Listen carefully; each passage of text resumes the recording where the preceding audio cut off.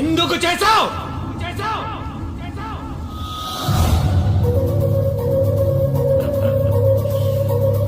తప్పలేదు బ్రో, డబ్బు కోసం.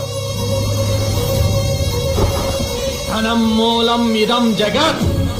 నీకు అర్థం కాదులే, మా తెలుగు మీడియంలో చాలా బాగా చెప్తారు.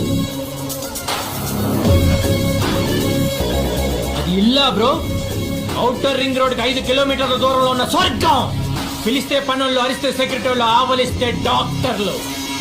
అరే నుంచుంటే స్నానం అయిపోతుంది, పడుకుంటే పగలైపోతుంది, సుక్క పడుతుంటే రోజు అయిపోతుంది. ఒక్కడు బతకడం కోసం 100 మంది చేస్తున్నారు బ్రో ఆ ఇంట్లో. ఆ ఐశ్వర్యం 30 రోజులు అనిపించేది కాదు బ్రో, 100 ఏళ్ళు అనిపించాల్సిందే.